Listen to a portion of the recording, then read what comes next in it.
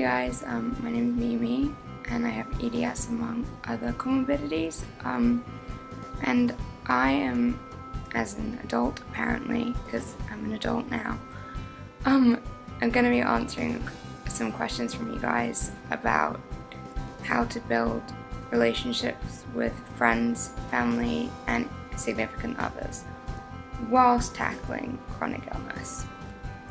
So, I'm married. I got married last December, and it's tough, like it is. But this is a very tentative time in all of your lives. Whether you have a chronic illness or you don't have a chronic illness, being a teenager is really hard. Being a young adult is really hard. Lots of things are changing. Your relationship with your parents are changing. Your relationship with your friends are changing because people are going off to college or university depending on where you live. Different interests, and of course everyone wants to have that experience of first love and stuff, but that's everybody. Like, the entire human race as teenagers and young adults have a hard time because it's scary and it's new and everything is changing. And I guess it gets better. At least, I guess you get more used to it. The change, I mean. But now, I think, since being married, I have a much better perspective on every relationship in my life. And trust me, I know how hard it is to keep friends when you have a chronic illness, because they're all out doing I don't know what, and you're at home bedbound maybe, and you can't really have the level of communication that all of everyone else seems to be having. But internally, everybody else is really freaked out and scared and trying to impress everyone anyways. Chronic illness makes things that are hard even harder. And what I really want to talk about is 3 different things. First of all, communication. If you want your friends to stay in touch with you, you have to stay in touch with your friends. You can't stop trying because you think that they've stopped trying. If they say outright, and this has happened to me, I don't want to be your friend anymore because you have a chronic illness, then they're lost anyway because they're kind of a crappy human. You are still a fun and interesting person who has so much going for them that is more than their chronic illness. And if people, like your friends, can't see that, then that really is their loss. And I know it sounds like it's easy to say, but I, as a 27-year-old, have been through it multiple times, and sometimes getting rid of the toxic people in your life is actually a really cathartic experience.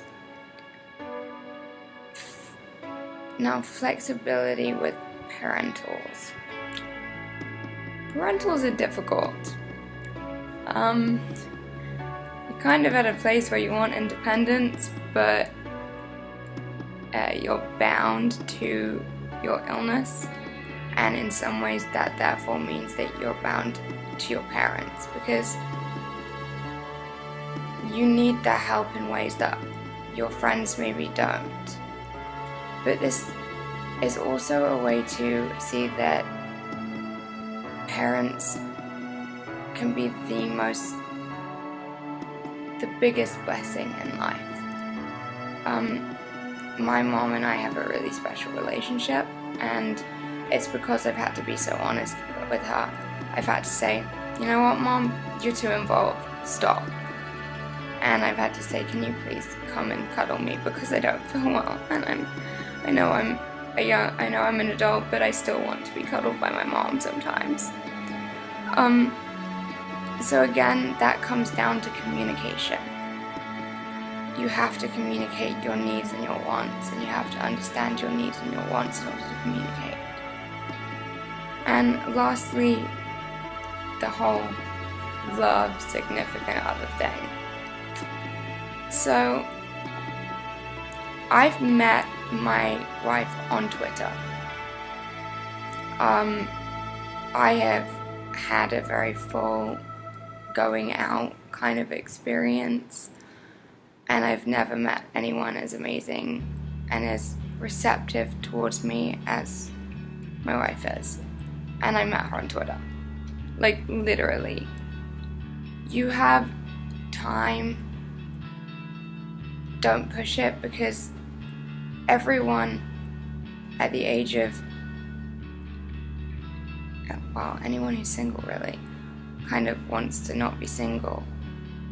And in that moment of knowing that this chronic illness may take away from any relationship that you do have, it makes it so much harder to commit. But, and I've said it maybe 100 times in this video, it comes back to communication. But this one also comes back to, you need to communicate with yourself. Self-love is the most important thing when finding a partner. And then once you've found that partner, communicating is the most important thing. So, to sum up, how are relationships possible when you have a chronic illness? Well, they're possible in the same way that they're possible for everybody else. We just don't know that everybody else are struggling too. And I really think that you need to think about building your sense of self in order to be able to communicate, to forge relationships that will be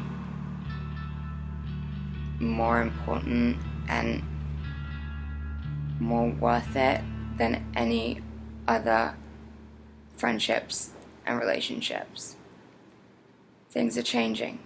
You're growing up. Chronic illness makes that harder. But nothing about having a chronic illness stops you from having really important relationships. And in some cases, it makes them stronger. Now, this has gone on for way too long, but what I want anyone to do is DM me if you need to, ask any more questions on the points that I've given, and also send in questions that you want me to expand upon. If there's anything in this that you would like me to expand upon for you, and I can make a follow-up video answering those specific questions. But that's all for now, and have a great day. I wish you many spoons, and go out, have fun. Stay in, have fun.